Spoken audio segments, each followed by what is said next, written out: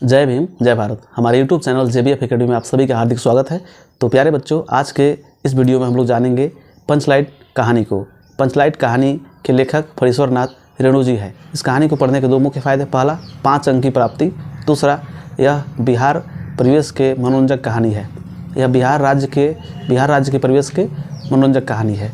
यह कहानी की शुरुआत होती है रामनवमी के मेले से। आप तो जानते होंगे, हर एक गाँव में अलग अलग जाति होता है, उसी जाति के अनुसार अपना अपना टोली होता है। ठीक उसी प्रकार यहाँ पर भी महतो टोली के लोग पिछले 15 महीने के दंड जुर्माने से जमा पैसों को लेकर रामनवमी के मेले में जाते हैं। वो सब एक पेट्रोमैक्स खरीदते हैं। पेट्रोमैक्स खरीद कर वो लाते हैं और पेट्रोमैक्स को सिर पे लिए जो है रास्ते में फुटंगी झा, उनके पीछे दीवान और सरदार और गाँव वाले भी थे। उसी दौरान बामन टोली का ब्राह्मण टोक देता है रास्ते में, कहता है कि यह लालटेन कितने का है। उसी दौरान बामन टोली का फुटंगी झा टोक देता है कि यह लालटेन कितने का है। इसी बात पे फुटंगी झा को बड़ा तेज़ गुस्सा आता है कि यह गांव के लोग ऐसे ही बात करते हैं। अपने यहाँ के ढिबरी को बिजली का बल्ब बताते हैं और दूसरे के पेट्रोमैक्स को भी लालटेन कहते हैं। इसके बाद वे लोग बचे हुए 10 रुपये से पूजा की सामग्री खरीदते हैं और अपने घर को चल देते हैं। वो रामनवमी के मेले से दिन दहाड़े ही अपने घर को पहुंच जाते हैं और सरदार, दीवान, गांव वाले काफ़ी खुश थे। सरदार अपनी पत्नी से कहते हैं कि तुम पूजा की प्रबंध करो। उनकी पत्नी पूजा के प्रबंध में लग जाती है और सरदार अपनी कहानी को बताते हैं। सरदार अपनी कहानी को ये बताते हैं कि मैंने दुकानदार से पूछा कि यह पेट्रोमैक्स कितने का है, तो इस पर दुकानदार ने कहा 5 कौड़ी 5 रुपये का। तो मैंने कहा कि दुकानदार साहब, देहाती समझें का, एकदम देहाती मत समझिएगा, बहुत पेट्रोमैक्स देखा है। इसी बात पे दुकानदार साहब ने कहा, लगता है आप जाति के सरदार हैं। चलिए, आप जब जाति के सरदार हैं, जब आप जाति के सरदार होकर स्वयं पेट्रोमैक्स खरीदने आए हैं, तो चलिए पूरे 5 कौड़ी में ही आपको पंचलाइट दे रहे हैं। इसके बाद दीवान जी से भी रहा न गया। दीवान जी ने भी बताया कि मैं दुकानदार का दुकानदार का नौकर जो है ऐसे ही पेट्रोमैक्स दे रहा था, वह डिब्बा नहीं देना चाहता था। इस पर मैंने कहा, दुकानदार साहब बताइए, बिना डिब्बा के पेट्रोमैक्स कैसे ले जाएंगे। इसी पर दुकानदार साहब ने नौकर को डांटते हुए कहा, क्यों रे तूने दीवान जी के आँख के आगे धूल खेलता है। इसी बात पे उसने डिब्बा दिया और मैंने जो है पेट्रोमैक्स को खरीदा। और फुटंगी झा से भी रहा नहीं गया, वह भी अपनी बात को बताना चाहता था। फुटंगी झा ने अपनी बात को बताया कि जब मैं पेट्रोमैक्स को सिर पर ला रहा था तो पेट्रोमैक्स सन सन की आवाज़ कर रहा था। कैसे आवाज़ कर रहा था? सन सन की आवाज़ कर रहा था। ये तमाम बातों के दौरान ही उनको एक बात याद पड़ता है कि पेट्रोमैक्स को जलाया कैसे जाए। उनको पेट्रोमैक्स जलाने आता ही नहीं था।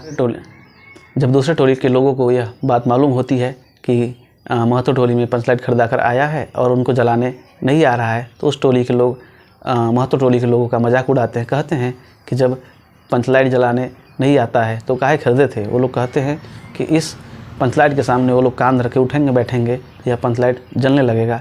इस पर गांव वाले बड़ा धैर्य का परिचय देते हैं और कहते हैं कि अभी भगवान मजाक करने का मौका उनको दिया है, तो वो लोग मजाक कर रहे हैं, तो अभी उड़ाने दो उनको मजाक। भाई, हम लोग ऐसा काम ही किए हैं ताकि वो लोग मजाक उड़ाए, तो उड़ाने दो मजाक। इस पर गाँव वालों ने अपना धैर्य से प्रतिक्रिया देते हैं।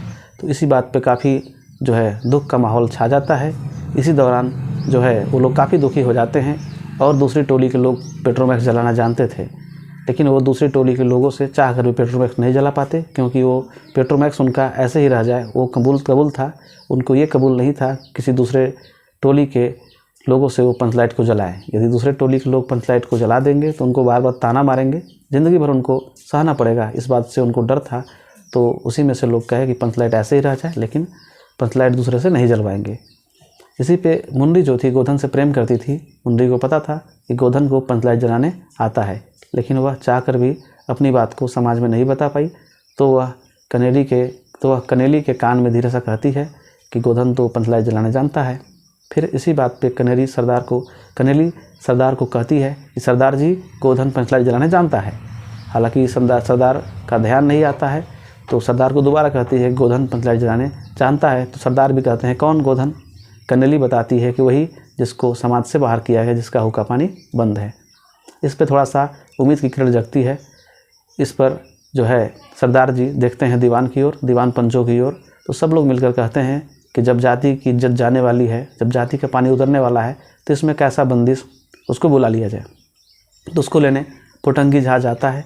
फुटंकी जहाज जब लेने जाता है तो इस पर गोधन कहता है कि मैं नहीं जाऊंगा, इसलिए नहीं जाऊंगा क्योंकि कल पुर्जे वालों की चीज़ों की नखड़ा बहुत होती है, हो सकता है कुछ ख़राब हो जाए और फिर समाज के लोग हम पे कोई दंड जुर्माना लगा दे। एक तो पहले से ही मेरे ऊपर कोई दंड जुर्माना लगा हुआ है, तो गोधन भी मना कर देता है आने से। तो फुटंकी जहाँ काफ़ी निराश होकर आता है और जो है रोइन चेहरा करके वह अपनी जो है वहाँ पे हुई बातों को बताता है।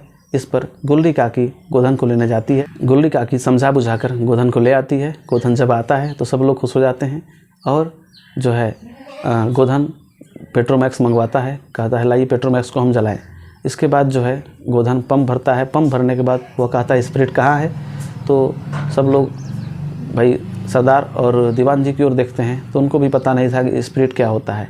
तो सब लोग को बड़ा दुख होता है, वो लोग नाराज़गी जाहिर करते हैं कि आखिर जब इनको पेट्रोमैक्स के बारे में कुछ पता ही नहीं था तो क्यों गए थे पेट्रोमैक्स खरीदने, नहीं जाना चाहिए इनको पेट्रोमैक्स खरीदने। इस पर जो है गांव के पंच ही कहते हैं कि गोधन बहुत बहादुर लड़का है, यह स्प्रिट के बिना ही गोधन जला देगा। गोधन को यह बात पता था कि वह बिना स्प्रिट के गड़ी के तेल से ही पेट्रोमैक्स जल जाएगा। इसी पर गोधन जो है गड़ी के तेल मंगवाता है और मुंडी दौड़ कर जाती है। एक कटोरी गड़ी का तेल लाती है। उसी गड़ी के तेल से पंचलाइट को जलाया जाता है। गांव में काफ़ी खुशी का माहौल आ जाता है। बच्चे बूढ़े नौजवान स्त्री पुरुष औरत मर्द सभी लोग खुश हो जाते हैं। वहाँ का उस पंचलाइट की रोशनी में पत्ता पत्ता पुलकित हो उठता है। सब लोग काफ़ी खुश हो जाते हैं और गोधन की सारी सज़ा को माफ़ कर दी जाती है। गुल्ली काकी मुंडी भी गोधन की ओर हसरत भरी निगाहों से देखती है। गोधन भी मुंडी की ओर देखता है। दोनों का आंखें चार होता है। कहा सुना सब माफ़। इसी पर गुल्ली काकी गोधन को रात को खाना खाने अपने घर बुलाती है और सरदार भी काफ़ी खुश होते हैं। गोधन को कहते हैं कि तुम्हारा 7 खून माफ़, तुम खूब गाओ सिनेमा के गीत। इस प्रकार यह कहानी का अंत होता है। वीडियो पसंद आया तो वीडियो को लाइक शेयर और सब्सक्राइब करें। धन्यवाद।